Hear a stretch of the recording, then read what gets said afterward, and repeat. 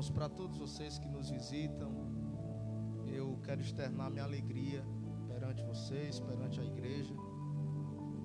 Dizer que estou muito feliz com a presença de algumas pessoas que ficaram de visitar aqui nesse domingo e estão para a glória de Deus. E eu queria ler um texto, irmãos, que se encontra no Evangelho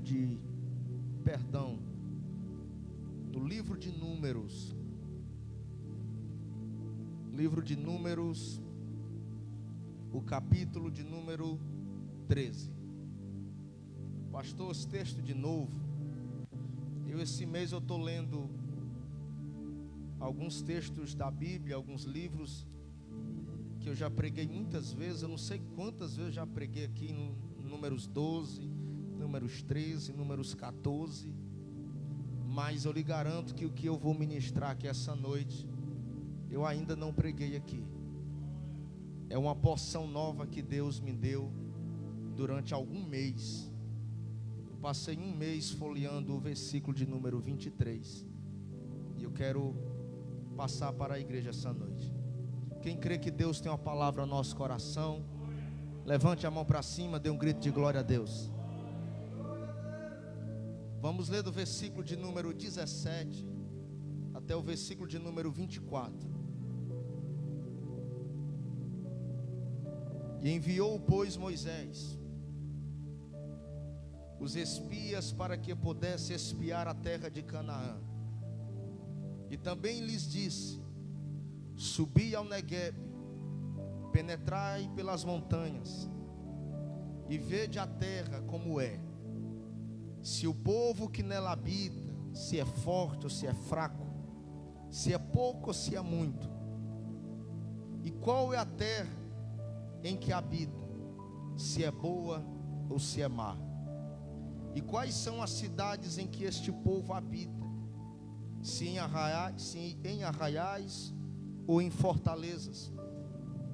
E também qual é a terra, se é fértil ou se estéril, se nela há árvores ou não há.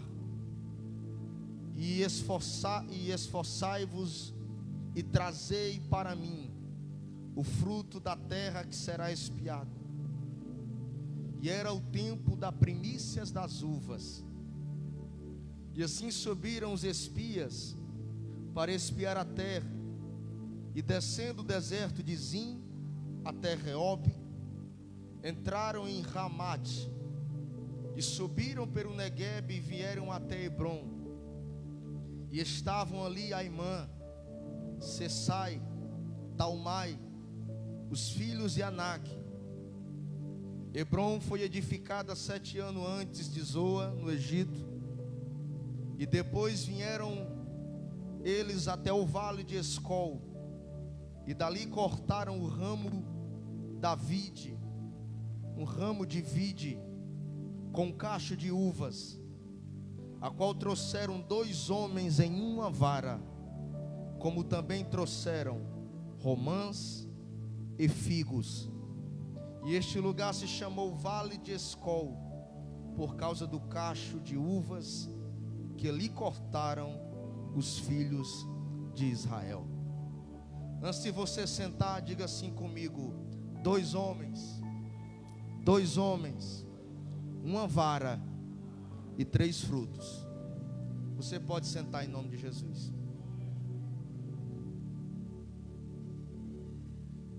O que dizer desse texto?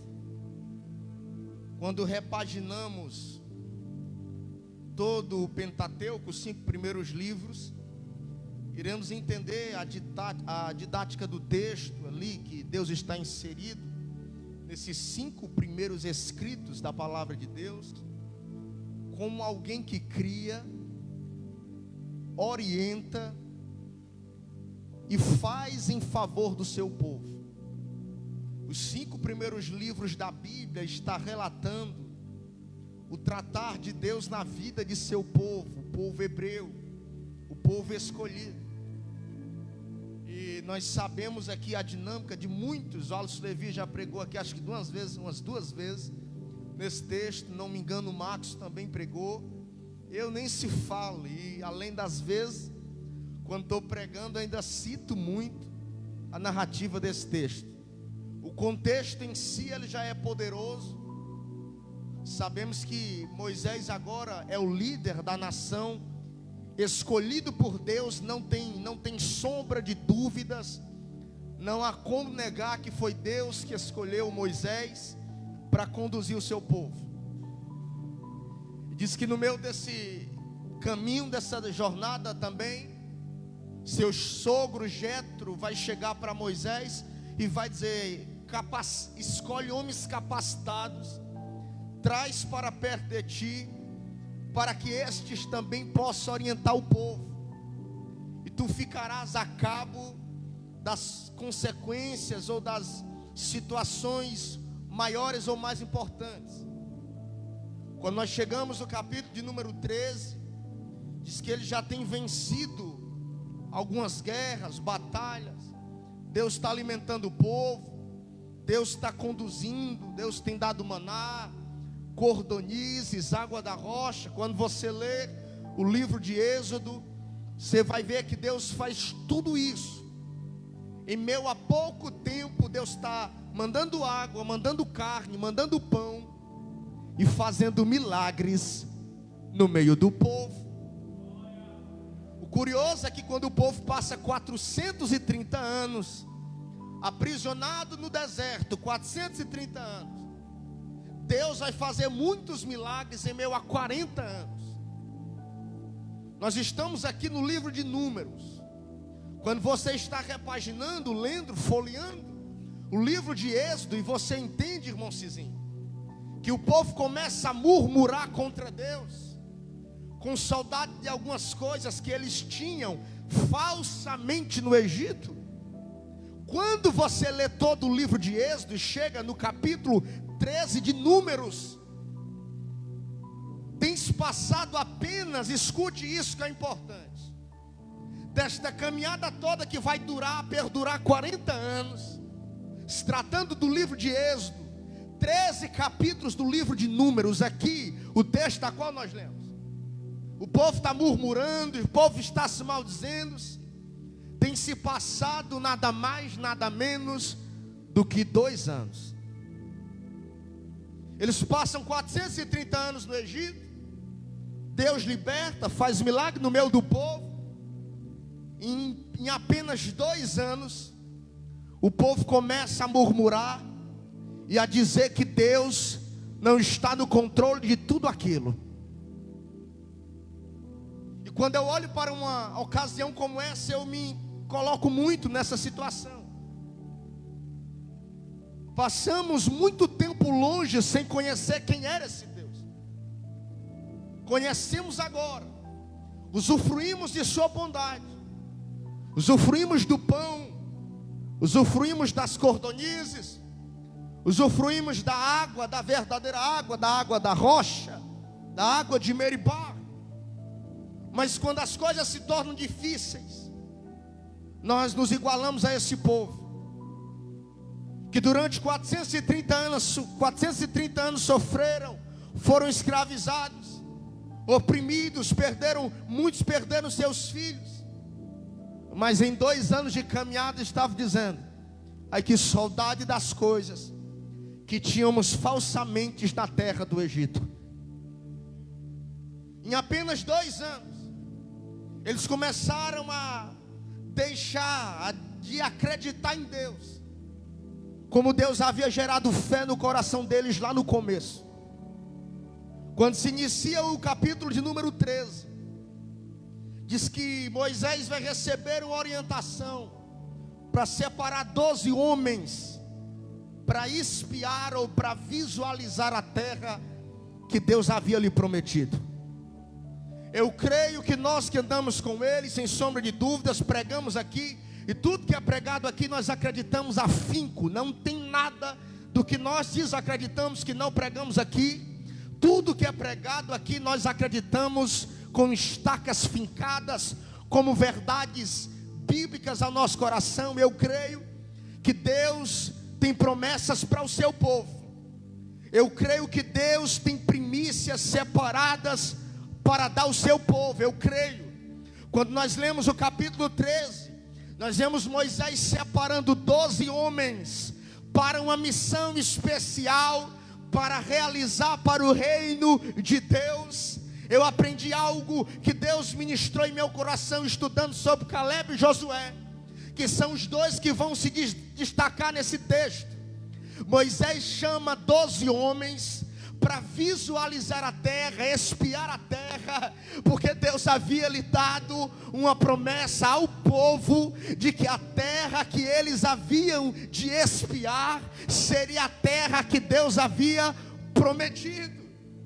O curioso é que eles vão espiar a terra, e simplesmente por espiar, a terra não é conquistada, e simplesmente por visualizar, por olhar a terra não vem parar nas mãos de Moisés, de Caleb, de Josué ou dos 12 espias. E aí vai a primeira lição para a igreja, culto de Santa Ceia. Do meio para o fim você vai entender as promessas que o Deus que nos chamou para andar com Ele, nem sempre será o suficiente para nós. O que realmente vai fazer com que as promessas se cumpram é a nossa vontade de conquistar aquilo que Deus já nos deu por garantia. É como alguém conhecido lá atrás já disse: até aquilo que Deus nos promete ainda precisa ser conquistado. Quem está entendendo essa palavra?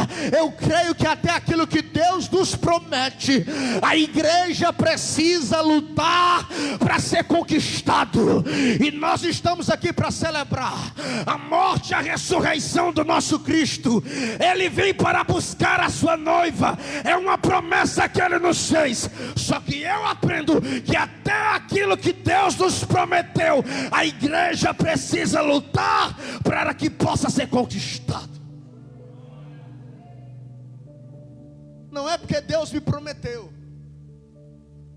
não é porque Deus já disse que é meu, não é porque Deus já disse que é da igreja. Nós vemos Moisés separando homens, e quem manda separar é Deus. E Deus também já havia feito a promessa.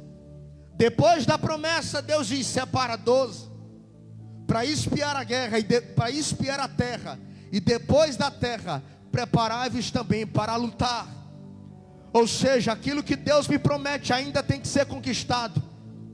Tem pessoas aqui que Deus prometeu coisas específicas. Deus tem planos, projetos na vida de cada um de maneira específica. Mas essa palavra é para você, para mim também, como meu Deus ministrou em minha vida muito. Tudo aquilo que Deus tem nos prometido, ainda falta nós conquistarmos, arregaçarmos as mangas, sairmos à luta, porque Deus estará conosco no cumprimento de suas promessas.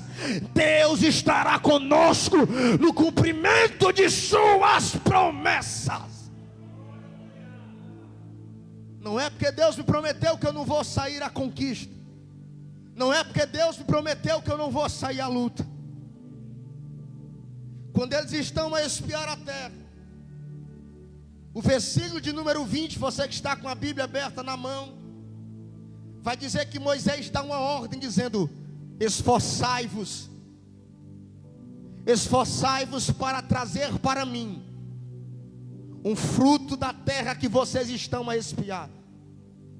Esforçai-vos e tragam para mim a prova. Tragam para mim a prova que é verdade, que é esta terra que Deus está nos prometendo por herança. Moisés chega para os espias e diz: esforçai-vos para que quando vocês estiver lá, e quando vocês retornar para mim, trazei para mim uma prova viva de que essa terra que Deus nos garantiu que seria nossa. Deus tem uma promessa frutífera em nossa vida. Deus tem uma promessa grande de crescimento, de frutos, de coisas novas que pessoas passarão pela tua vida, andarão pela tua vida e trarão, testemunharão, colherão com suas próprias mãos e vão dizer: é verdade, Deus cumpriu a promessa dele na vida dela, é verdade, Deus frutificou, fez crescer na vida dele e na vida dela. Teu coração é uma promessa de Deus, a tua vida é uma promessa de Deus cumprida. Deus está gerando frutos e mais frutos, passarão pessoas, entrarão pessoas e eles serão testemunhas oculares que Deus é o cumpridor da promessa dele. Melhor do que nós sabermos é as pessoas que Deus envia para nós usufruir dos frutos que Deus tem gerado nessa terra que era infértil. É fértil agora porque Ele está em nós, e nós temos gerado os frutos que são os testemunhos do Deus vivo, que nos fez uma fiel promessa dizendo: tem ímpio lá, tem gigante lá, tem amalequita, tem visitadores, tem aqueles que estão dominando a terra falsamente, mas eu não esqueço do meu solo a qual a semente foi germinada. No versículo de número 20 também vai dizer que era tempo da primícia das uvas, era tempo da colheita das primeiras uvas. Quando você pula para o versículo de número 23, é onde nós vamos pregar, diz que depois os homens vieram até Escol. O que significa Escol no hebraico, pastor? Cacho, só isso. Vieram até Escol e dali cortaram um cacho de uvas, a qual trouxeram 2 homens em uma vara, como também trouxeram romãs e trouxeram figos. Como eu disse no começo, o tema dessa mensagem é 2 homens. Diga comigo: 2 homens, uma vara e 3 frutos. O versículo de número 23, é culto de Santa Ceia, aponta para o sacrifício vicário de Cristo. O versículo de número 23, quando fala de 2 homens, uma vara, 3 frutos, está apontando para o sacrifício do Deus vivo. O interessante é que essa terra em que vai ser tirada o fruto é uma terra que aparentemente é impossível de conquistar. Quando você lê o versículo 23, você entende que é dessa terra onde os ímpios estão habitando, um povo estrangeiro. É dessa terra onde o fruto é extraído. É uma tipologia do que vai acontecer na vinda de Cristo. Quando Ele vier ao mundo, Israel vai estar sendo habitada pelos romanos. A humanidade vai estar sendo habitada totalmente pelo pecado. Já havia-se mais de 400 anos, quando Jesus vem ao mundo, que Deus não falava com homem algum. Ele começa a falar com João Batista, o primo de Jesus. Quando Jesus vem ao mundo, aparentemente a terra é infrutífera, mas vem Jesus, sobe no madeiro, paga o preço, morre por os nossos pecados, ressuscita ao 3º dia, e uma terra que era impossível brotar alguma coisa, começou a brotar renovo em meio a uma terra seca. Cadê os renovos e os brotos que frutificaram e estão crescendo por causa do sacrifício do Cordeiro? Deixa eu ver quem é fruto aqui. Deixa eu ver quem é broto que está crescendo. É por causa do sacrifício do Cordeiro. É bem verdade que no Antigo Testamento, quando fala-se de uvas, romãs e figos, romãs, uvas e figos também apontam para a pessoa do Pai, apontam também para a pessoa do Espírito Santo. Romãs, figos e uvas apontam para a pessoa do Filho. No Antigo Testamento, esses 3 frutos apontam para o Pai, apontam para o Filho e para a pessoa do Espírito Santo. Olha que importante. Eles trazem 3 figos de meio a uma terra onde eles nem chegaram ainda. Esses três frutos apontam para a figura do Pai, figura do Filho, a figura do Espírito Santo, dando-se a entender. E aí você vai gostar.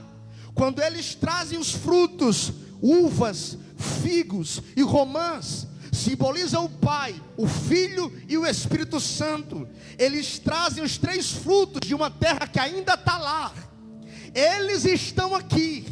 Quando eles trazem os frutos de lá para cá, Moisés entende que a terra já é nossa, porque antes deles chegarem lá, o Pai, o Filho e o Espírito Santo já habitava na terra da promessa, já habitava na terra que manava leite e mel.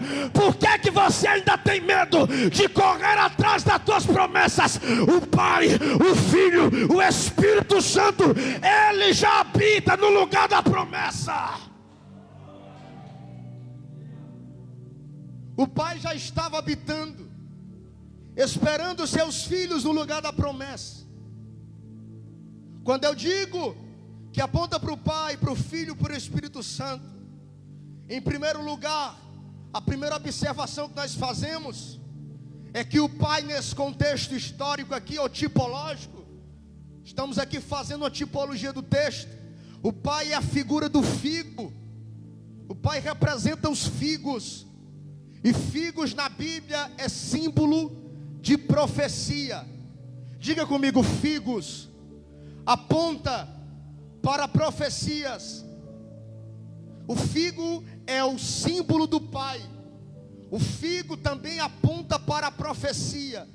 Quando esses homens estão trazendo um punhado de figos até Moisés, quando eles estão trazendo um punhado de figos até o Moisés ali, que pediu para que eles trouxessem um fruto, eles estão dizendo para si mesmos: Deus está prestes de cumprir mais uma de suas profecias.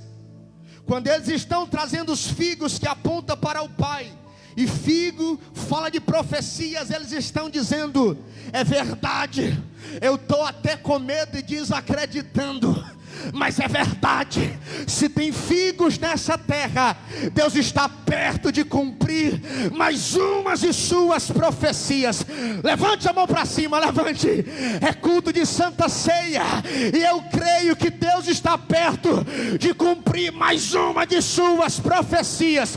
Se foi Deus que prometeu, prepara o teu coração, prepara a terra, porque Deus vai cumprir mais uma de suas profecias. Deus vai cumprir aquilo que Ele nos prometeu. Tem figo na terra, tem profecia para se cumprir na tua vida.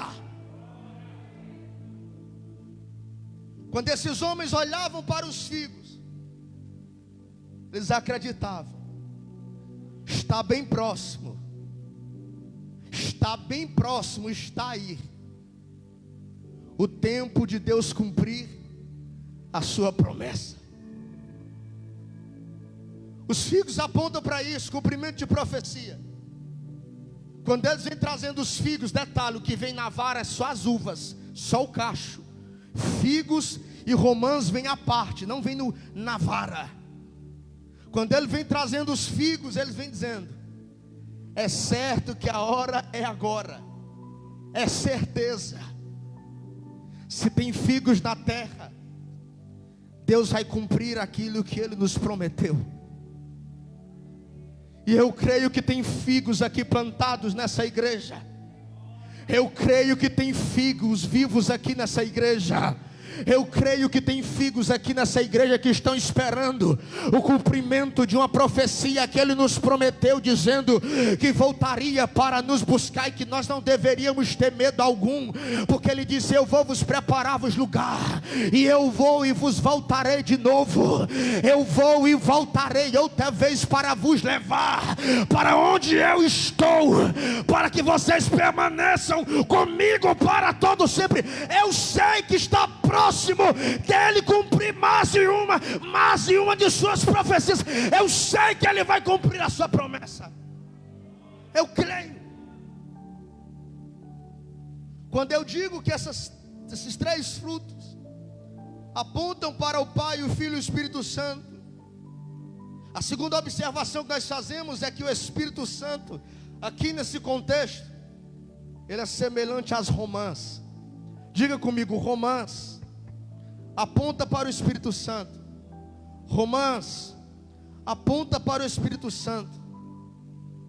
No Antigo Testamento, a cultura era muito diferente, e isso durou até também nos dias de Jesus. A romã tinha muitas de suas utilidades, não dá para falar de todas. O principal da romã era usá-la para fazer mel. Quando eu digo que as romãs apontam para o Espírito Santo, é porque a romã, na época em que Moisés está enviando os espias, ela é usada para fabricar o mel, para adocicar os momentos amargos da vida. O mel era tido como especiaria, o mel de romãs. Até hoje compramos na farmácia, no supermercado, o mel de romã quando estamos ruim da garganta, um pouco gripado. Era medieval, era usado como remédio, mas a principal utilidade era o mel, era a doçura que a romã poderia produzir depois de exprimida.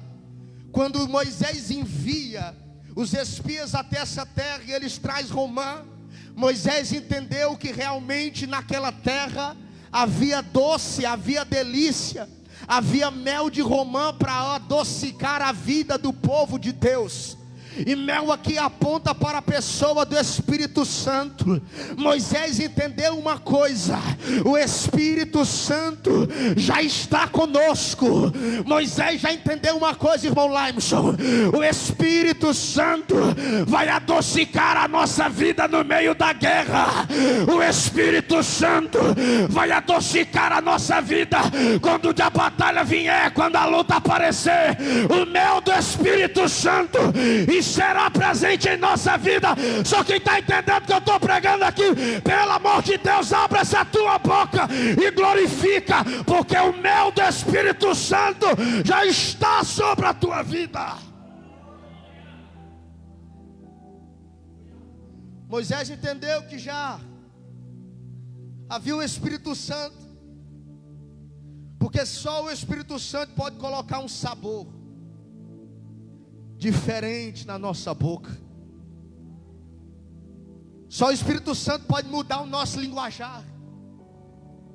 Só o Espírito Santo pode tirar uma vida amarga e colocar o mel que vai adocicar a nossa vida. Só Ele pode derramar sobre nós o mel que vai saciar aquela vida de amargura, que vai colocar o doce da romã, o doce do Espírito Santo em nossa vida. Só o mel do Espírito Santo pode tirar toda a amargura do pecado. Só o mel do Espírito Santo pode nos sarar por completo. O terceiro fruto que aparece são as uvas. Diga comigo, uvas. Nos dias de Moisés, a uva também era usada para extrair o suco, o mocho. E o suco da uva, ou a uva em si, era símbolo de alegria. Ela vai se tornar símbolo do sangue depois da morte de Cristo. Mas no Antigo Testamento ela é símbolo de alegria. Porque só Jesus, irmão,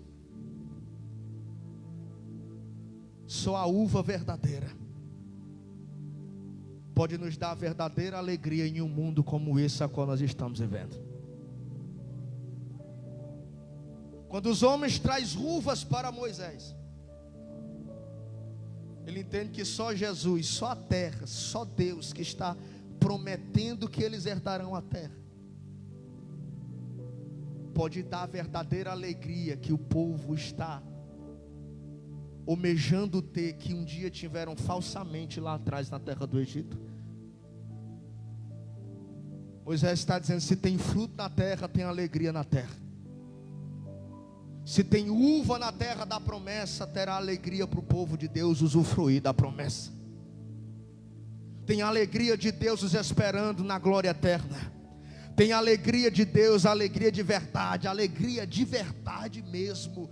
Não é aquela alegria que quando a gente compra roupa nova, olha para o espelho, está ali no monstro, onde se troca a roupa ainda na loja ali, e você chega em casa, veste a roupa, depois que veste a primeira vez, aquela alegria já foi embora. Parece que quando você usa a segunda vez, não tem mais aquela alegria, é uma falsa alegria. Moisés entende que naquela terra onde eles vão habitar, existirá uma alegria sem tamanho, uma alegria genuína, porque haverá uvas, haverá o fruto da alegria aguardando o povo. E aqui na terra o que a gente faz, como um culto como esse hoje, é só um prenúncio, é só um ensaio da alegria que nós teremos com Deus eternamente, da alegria que nós teremos com Deus para todos sempre. Terá figos, terá romãs, terá uvas na glória eterna, e nós nos alegraremos com Ele para todos sempre, porque lá haverá fartura de alegria. A alegria eterna está na eternidade em Deus. Quando nós mencionamos isso, eu me lembro quando Jesus está recitando a parábola das 100 ovelhas. Jesus está recitando a parábola em Lucas capítulo 15. E Jesus vai dizer: certo homem tinha 100 ovelhas, e diz que este homem perdeu uma ovelha, deixou as 99 no aprisco, no deserto, e foi em busca da que estava perdida. E ele termina uma parábola para entrar em outra, dizendo, no versículo número 7 de Lucas 15: eu vos digo desta forma, e certamente repito, que haverá mais alegria no céu por um pecador que se arrepende, do que 99 justos que não precisam se arrepender. Eu posso louvar a Deus pela minha vida e de muitos aqui que eu conheço, porque o perdão de Deus me alcançou no momento que eu mais precisava. E eu posso louvar a Deus também pela vida de algumas pessoas que eu sei que o arrependimento de Deus já alcançou sua vida. Se você entende que o arrependimento de Deus já alcançou sua vida, dê um grito de aleluia aí, dê um brado de vitória, porque o perdão de Deus te alcançou no momento que você mais precisava. Haverá mais alegria nos céus por um pecador que se arrepende, do que por 99 justos que não precisam se arrepender. Eu entendi que eu precisava me arrepender. É por isso que nós, que entendemos um pouco de Bíblia, não consideramos uma pessoa quando sobe aqui no altar, que ele se converteu a Jesus. A conversão, ela é um processo, onde você está caminhando, é gradativo. Quando você sobe o altar no apelo que o irmão fez, o pastor fez, você se lançou nas mãos de Cristo. Nós nos convertimos de verdade quando nós nos arrependemos. Você lembra quando Jesus está pregando? Diz a Bíblia no Evangelho de Mateus, capítulo de número 4, nos finais dos versículos diz: e quando Jesus soube que João Batista fora preso, só aí ele voltou para a Galileia, passou a região de Naftali, Zebulon, e desde então começou a pregar, a anunciar e a dizer: arrependei-vos, porque é chegado o reino dos céus. Ou seja, eu só faço parte do reino de Deus quando eu me arrependo. Não é andando com Ele, não é comendo do pão, não é comendo do peixe, não é dormindo no barco, não é vindo para o culto, não é dando dízimo, não é nada disso. Eu só faço parte do reino de Deus quando eu me arrependo e eu passo das trevas para a sua maravilhosa luz. Não é quando eu mudo de vestes, é quando eu mudo de alma.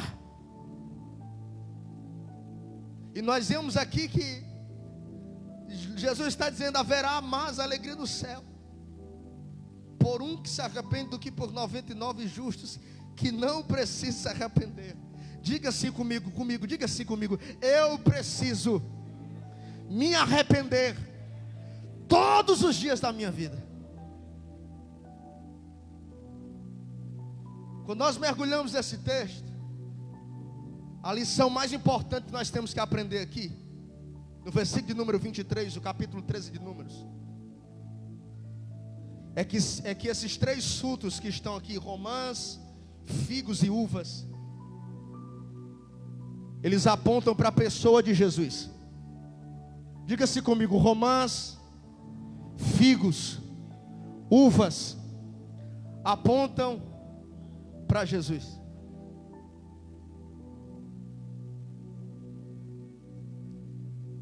Esse texto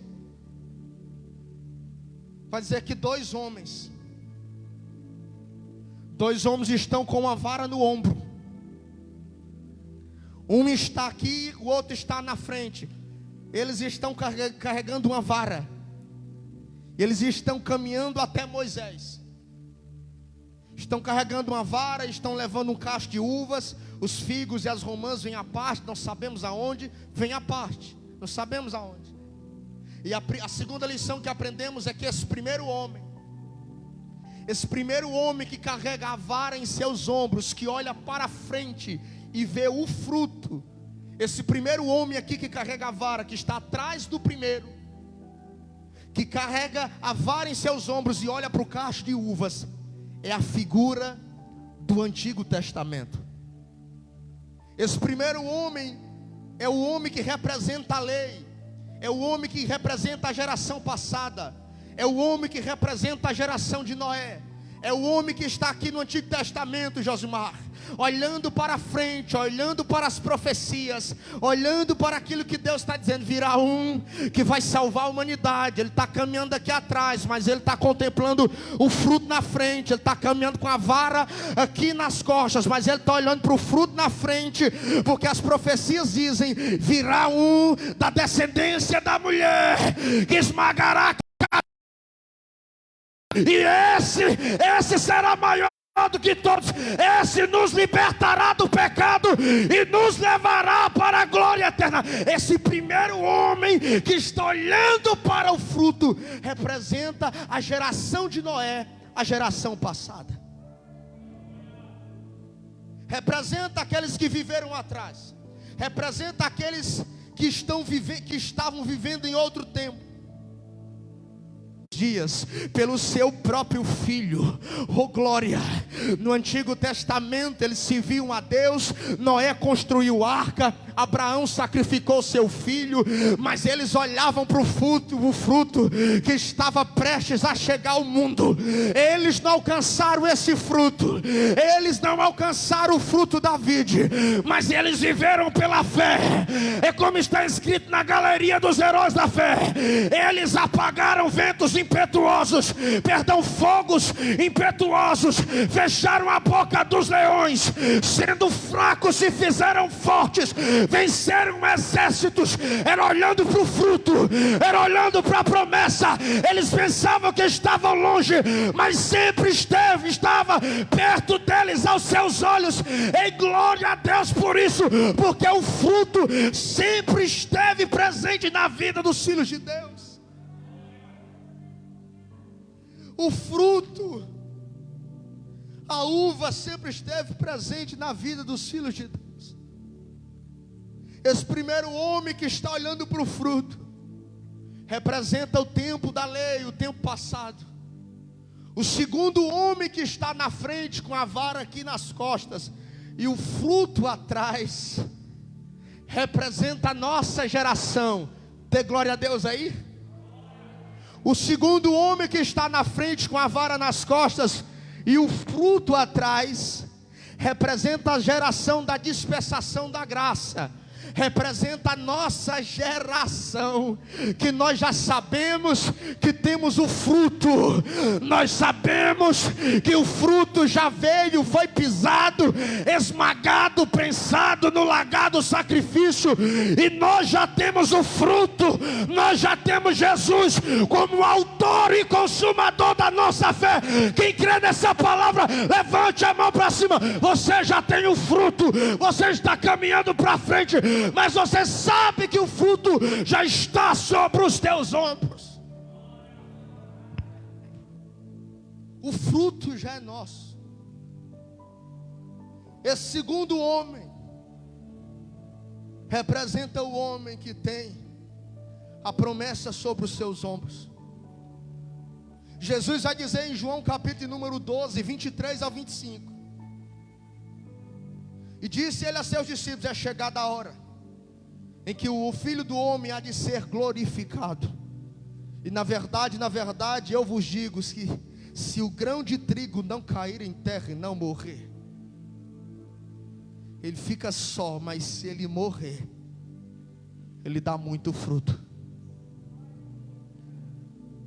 Essa geração da frente a nossa é aquela que está aqui. Jesus morreu aqui atrás, mas ela sabe, tem certeza, embora não queira servir Ele, que Ele germinou na terra, morreu, e nós caminhamos porque deu muito fruto. Deu muito fruto. Deu muito fruto, está dando fruto, você está dando fruto. Se não está dando fruto, pelo amor de Deus, creia no sacrifício vicário de Cristo. Ei, você caminha, porque por causa do fruto, o grão de trigo caiu, morreu, germinou da terra, cresceu, frutificou. E é por isso que nós caminhamos, é por causa do fruto. Oh, glória. A terceira lição que nós tiramos é que Jesus, ele é comparado aos figos. Diga assim: Jesus, para mim, é semelhante ao figo. Quando Jesus sobe na cruz, irmãos, para morrer por nós, ele é semelhante ao figo. Ele é semelhante ao figo novo, ao figo frondoso. A Bíblia também retrata algumas passagens falando de figo. O figo também é a representação da direção correta. Diga comigo: direção correta. Olha para a cruz, quando Jesus morreu, seus braços são esticados de maneira horizontal, da direita para a esquerda, da direita para a esquerda, da esquerda para a direita. Observe para a parte de cima da cruz, tem uma ponta descendo de maneira vertical. Observe para a parte de baixo da cruz, ela está fincada em um lugar. O sacrifício da cruz aponta para 4 direções. O figo. Quando Jesus é crucificado na cruz, ele abre os braços, estica os seus braços de maneira horizontal. A cruz era para ser de Barrabás, não era dele, era minha e sua. Ele é esticado os braços, ela vem de cima do Pai, de cima para baixo. Quando você observa a cruz, você observa que a parte de cima da cruz é a parte mais curta do madeiro, é a parte que é menos longa do madeiro. A parte horizontal tem a medida igual. A parte de baixo da cruz, onde está fincado na terra, é a parte mais longa, mais comprida. Mas a parte de cima, onde está a madeira dizendo Jesus Nazareno, Rei dos Judeus, é a parte mais curta. Simboliza a espada que Deus fincou na terra, e dizendo que agora ela está fincada pela própria mão de Deus, que empunhou o seu Filho para lutar e vencer as nossas guerras ao nosso lado.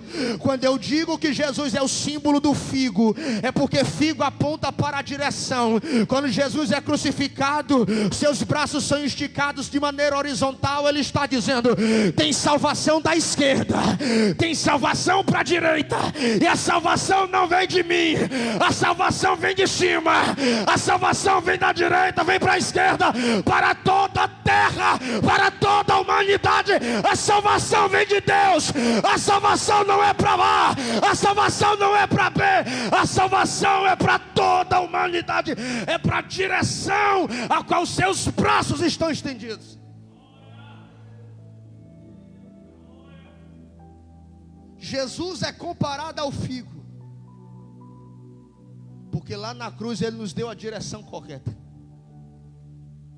Quando ele é crucificado de maneira horizontal, com seus braços esticados, ele está dizendo: tem salvação para todos os lados, Tem salvação para todos os povos, raças, tribos, línguas e nações. A salvação é para todos os povos. Jesus é comparado ao figo, e figo também é símbolo de cura. Diga comigo, figo é símbolo de cura. Não preciso dizer mais nada,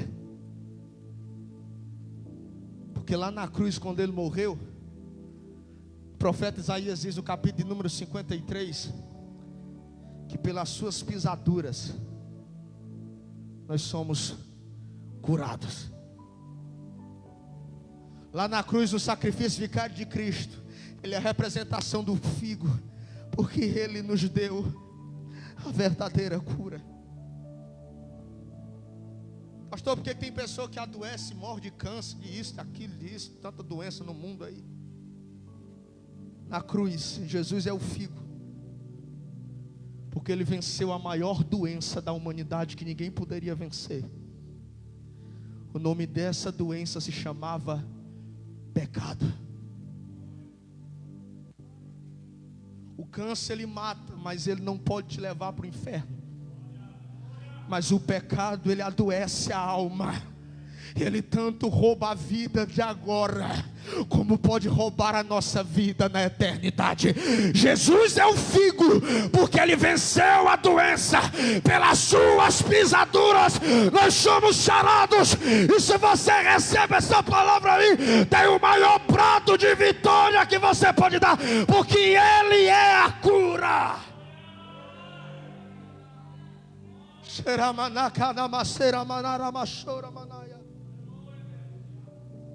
Você pode morrer de qualquer doença, mas se você estiver nele, querido, a doença que pode até te levar não pode te colocar no inferno. Ele mesmo diz: temei mais aquele que tem poder de tanto de salvar a alma, como de colocar a alma também no abismo. O nome dele é Jesus Cristo, o autor e consumador da nossa fé.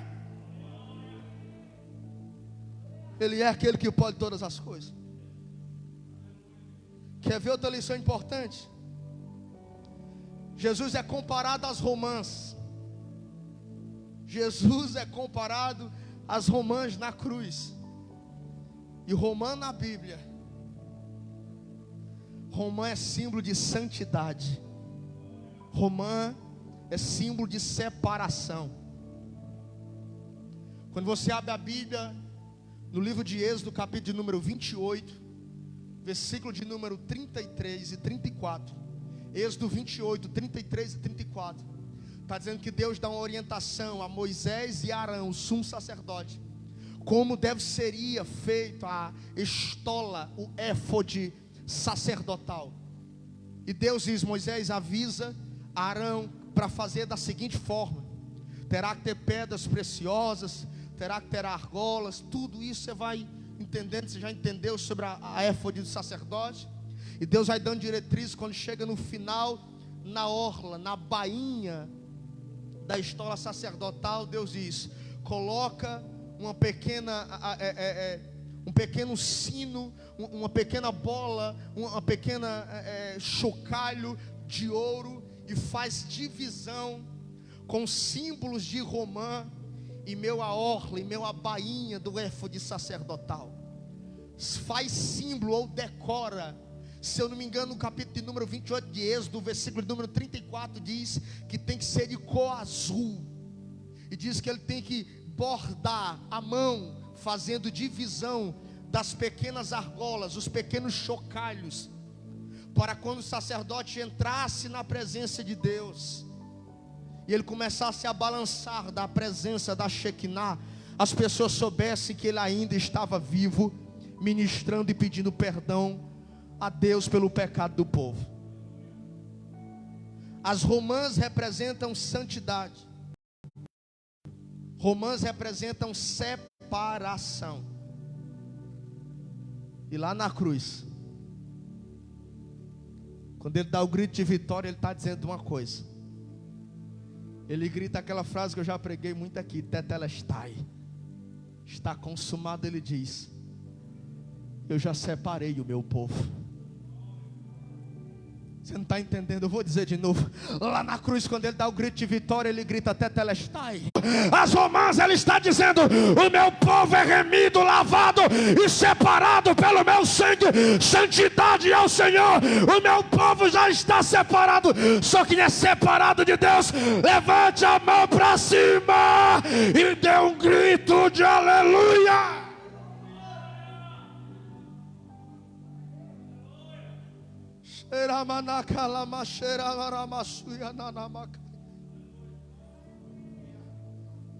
Ele está dizendo: o meu povo está separado, o meu povo está reservado. Eu aprendo que lá na cruz Deus separou uma geração de sacerdotes. Quando o sumo sacerdote entrava no santo lugar e tinha escrito santidade ao Senhor, ele estava dizendo: estou separado ao Senhor. Na cruz, quando ele grita, ele está dizendo: eu vou separar, ou já separei, uma geração de sacerdotes, uma geração que almeja estar em minha presença, pelaquilo que eu estou fazendo por eles, não é pelaquilo que eu ainda vou dar, não é pelaquilo que eu ainda vou fazer. Eu creio que eu estou separando, ele está dizendo na cruz, eu creio que eu estou separando uma geração que vai ficar em minha presença, pelaquilo que eu estou fazendo por eles agora. Eu faço parte dessa geração. Eu creio que você também faz parte dessa geração que almeja estar na presença dele, pelaquilo que ele já fez, pelaquilo que ele promete dar. E não tem como não lembrar de 1 Pedro capítulo 2. 1 Pedro capítulo 2, versículo 9, 10 e 11. Pedro está botando para quebrar em uma epístola universal. Ele diz: mas vós sabeis de uma coisa. Vou repetir: mas vós sabeis de uma coisa, vós sois a geração eleita, o sacerdócio real, a nação santa, o povo adquirido para anunciar as maravilhas daqueles que vos chamou das trevas para a sua maravilhosa luz. Versículo 10: vós que em outro tempo não eram povo, mas agora sois povo, que não tínhamos alcançado a benevolência, mas agora alcançastes a misericórdia. Ah, querido, nós somos essa geração que nós já temos as romãs, que nós já temos os figos e nós já temos as uvas. Uma geração de sacerdote, uma geração que ama o sacrifício, uma geração que ama Ele, não pelo que Ele pode fazer, não porque Ele pode nos dar, mas por tudo aquilo que Ele já fez por nós, por tudo aquilo que Ele já fez por nós.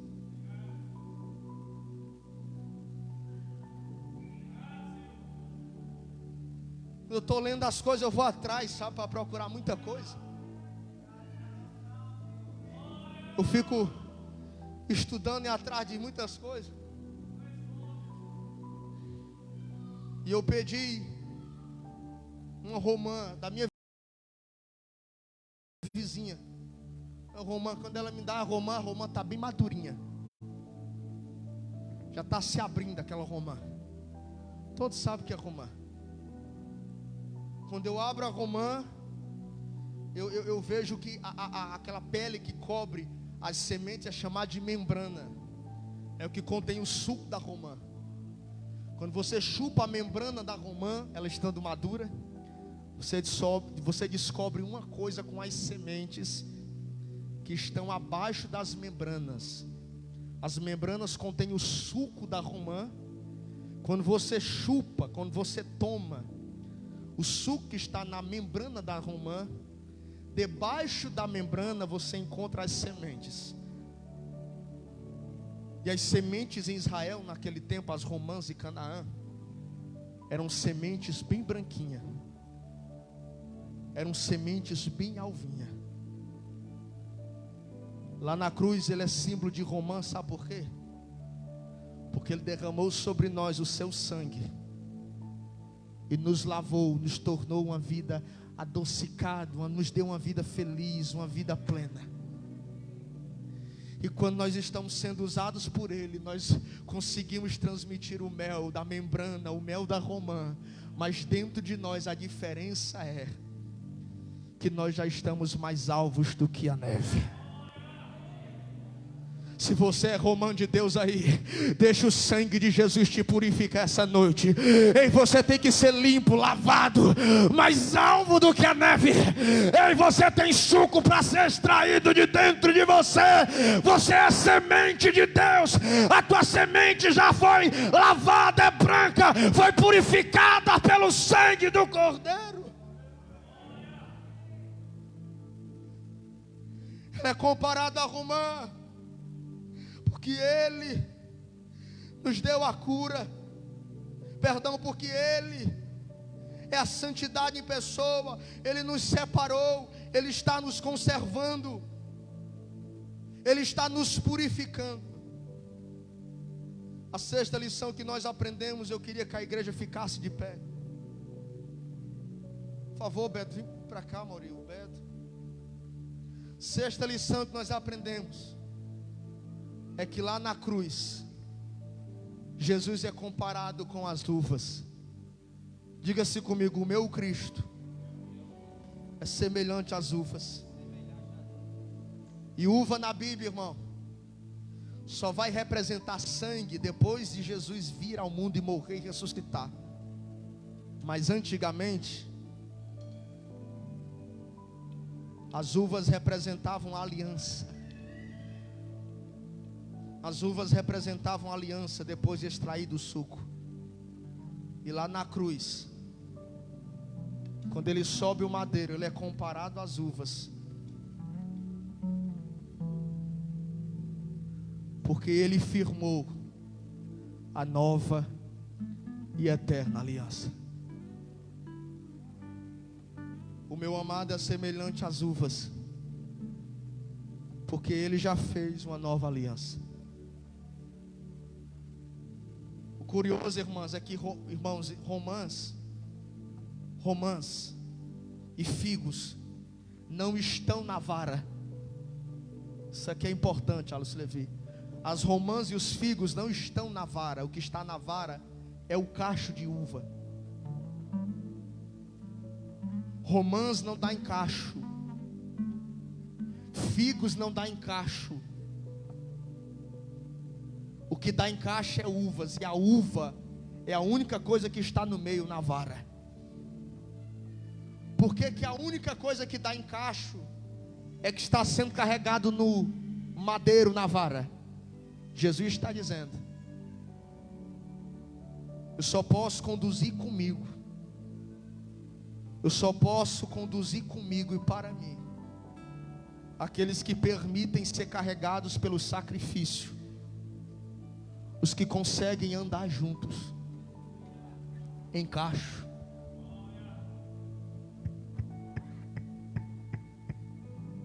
Faça uma alegoria errada, pastor. Quem é romã, quem é as uvas? Tirando dessa visão espiritual, vou dar outro sermão, dá para pregar. Quem é romã, quem é os figos? Os gestas e o dimas, os dois ladrões. A uva é aquele que está no meio, é aquele que faz de nós o cacho, aquele que nos traz e nos junta para ser um cacho carregado pelo madeiro. Jesus é comparado às uvas, porque lá na cruz Ele nos fez uma nova e eterna aliança. E aqui eu vou terminar. Na época de Jesus e antes disso, já disse aqui pregando, mas eu vou fechar aqui. Quando alguém ia casar com uma moça, quando alguém ia casar com uma noiva, uva é símbolo de aliança. Quando alguém ia casar com a noiva no dia do casamento, na celebração da festa, à frente do pai da moça, ele tomava um cálice, ele tomava na sua mão um cálice de vinho e dava um gole, e depois passava esse mesmo cálice para a amada, para a noiva. E quando a noiva bebia um gole do cálice que ele havia bebido, eles estavam automaticamente casados. Jesus é a uva, símbolo de aliança, porque lá na cruz Ele fez uma aliança com a noiva. E ele bebeu o cálice da ira de Deus, o cálice da indignação de Deus. E ele está esperando a noiva beber a sua parte do cálice. Ele está esperando a noiva beber a parte da aliança que ele começou por nós, a nova e eterna aliança. Ah, se você entendesse o que ele fez por você, se você entendesse a aliança que ele fez por nós, ali está o Salvador. Se você entendesse, pregado numa cruz, ele é a uva, a morte ele é a videira verdadeira, todo o poder. O seu pai é o lavrador, nós somos a noiva, nós somos a amada, ele é o noivo. A terra estremeceu, sepulcro. Feche os seus olhos e adora por um momento. Feche os seus olhos e nada vence. E adora por um pouquinho. Adora. Oh, morte, onde está?